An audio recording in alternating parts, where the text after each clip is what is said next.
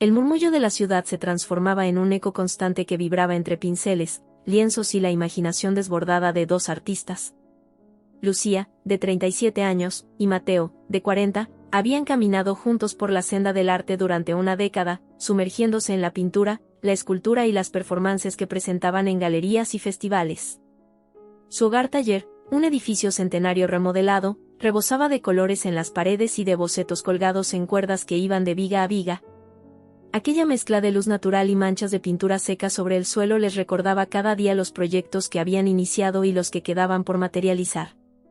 A pesar de la aparente abundancia creativa, Lucía y Mateo sentían una pulsión interna que los empujaba a buscar un nuevo lenguaje para expresar sus deseos, sus reflexiones y sus posturas políticas. Necesitaban fusionar el arte con la propia existencia de una manera más radical. En aquella búsqueda incesante, acudieron a una exposición de arte contemporáneo cuyo principal atractivo eran las performances transgresoras. El ambiente estaba cargado de intensidad, las luces bajas delineaban el contorno de los cuerpos, los sonidos electrónicos se mezclaban con gritos y susurros, y cada espacio se convertía en un escenario para los artistas que llevaban al extremo la idea de lo performativo. Fue ahí donde descubrieron a Renata, una mujer trans de 29 años que se desenvolvía en escena como si el escenario fuese una prolongación de su cuerpo.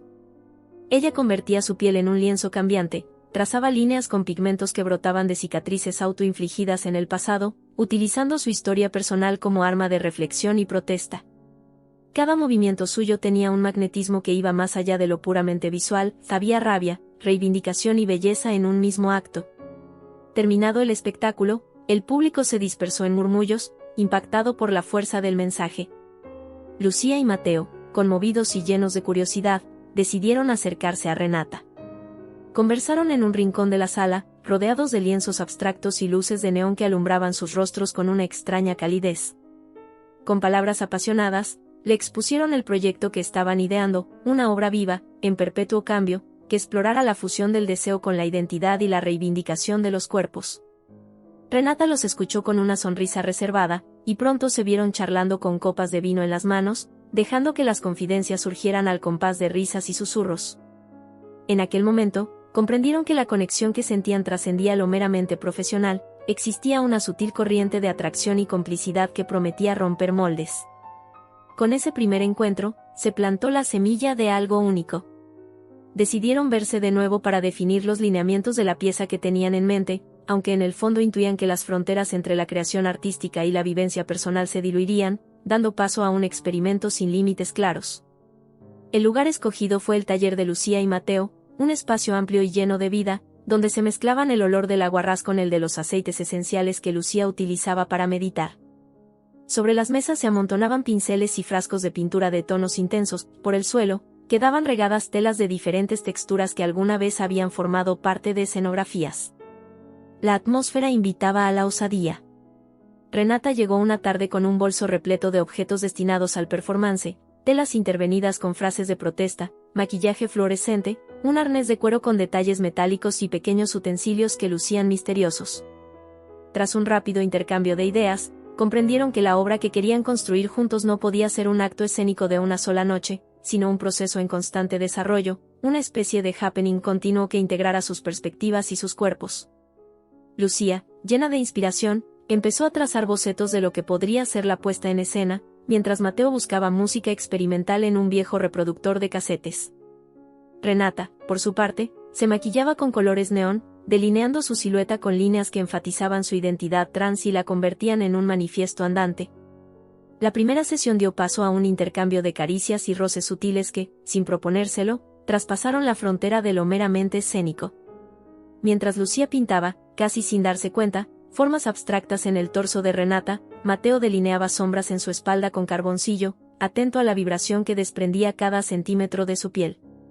La música de fondo, compuesta por loops de percusión y sonidos de la calle grabados al azar, se fusionaba con la respiración cada vez más agitada de los tres.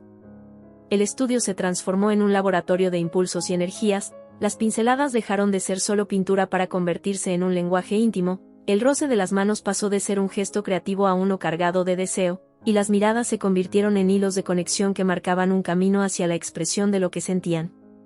En un instante de lucidez euforia, los tres comprendieron que el arte que estaban produciendo era a la vez una declaración política y una experiencia profundamente personal. Renata, con su identidad trans, sumaba un elemento de denuncia a cada movimiento. Lucía y Mateo, con su compromiso mutuo, encontraban un canal para romper esquemas y atreverse a amar en un sentido más amplio. El sudor que se mezclaba con los pigmentos en sus cuerpos les recordaba que cada gesto, cada roce, contenía un mensaje que iba más allá del simple placer, era un acto de resistencia frente a las normas que intentan encasillar la forma en que se aman los cuerpos. El amanecer los sorprendió tirados en el suelo del taller, donde entre pinceles, latas de pintura y trozos de tela había surgido una comunión de almas. Con la luz tímida que entraba por las ventanas altas, percibieron sus cuerpos pintados con trazos desiguales y colores intensos, un mapa de emociones que quedaría registrado en sus memorias. Sin pronunciar palabras, reconocieron que habían creado un manifiesto de amor, un grito de libertad que tendrían que seguir explorando. Renata pasó la noche en un colchón improvisado, mientras Lucía y Mateo se recostaron junto a ella, agotados y extasiados, con la sensación de que nada volvería a ser igual. Con el paso de las semanas, la rutina de Lucía y Mateo se combinó con las expectativas de continuar ese performance íntimo.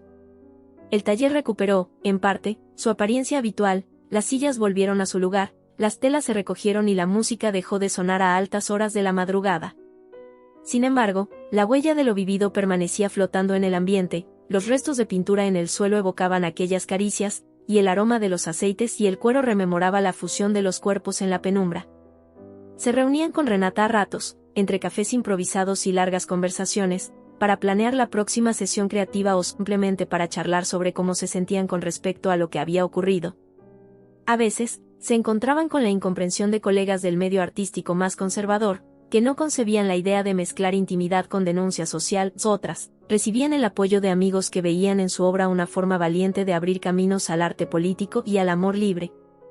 En cada reencuentro, la energía fluía de nuevo, a veces con la misma furia de la primera vez, a veces con una serenidad cómplice que permitía disfrutar de la cercanía sin prisas. Renata aportaba sus experiencias personales, narrando los desafíos de ser una artista trans en un ambiente a menudo hostil, y Lucía y Mateo hallaban en sus palabras la convicción de que su proyecto era más que un simple capricho, se trataba de una lucha simbólica por la aceptación y la visibilidad. Ya no solo se trabajaba sobre lienzos estáticos, sino que se invitaba a la comunidad a reflexionar sobre cómo las identidades y los cuerpos se convierten en mensajes andantes. Uno de los retos más grandes que enfrentaron fue encontrar el balance entre sus relaciones y lo que surgía en el taller. Lucía y Mateo, como pareja, discutían en ocasiones sobre los celos y la gestión de las emociones cuando la pasión entre ellos y Renata brotaba de forma desigual. Sin embargo, encontraron en el diálogo su principal herramienta, se sentaban a hablar, con mate o café de por medio, sobre cómo se sentía cada uno, qué necesitaban y dónde ponían los límites. Renata, por su parte, también abría su corazón acerca de la vulnerabilidad que sentía al exponerse no solo en un escenario, sino en la vida de alguien más. De esta manera, tejían acuerdos y consensos que permitieran que el performance siguiera creciendo sin dañar la confianza que sostenía ese triángulo creativo y afectivo. Conforme pasaba el tiempo, algunos críticos de arte se hicieron eco del proyecto que Lucía y Mateo realizaban con Renata. Bajo la etiqueta "El arte del deseo", comenzaron a surgir comentarios en redes y foros culturales, algunos aplaudiendo la transgresión y otros rechazándola de plano. El trío no se inmutó, sabían que su práctica no aspiraba al aplauso fácil, sino a abrir un canal de conversación sobre la identidad, la política y la manera en que el arte puede encarnar la voluntad de amar sin restricciones. En medio de ese torbellino de opiniones, los tres siguieron adelante con su happening en curso.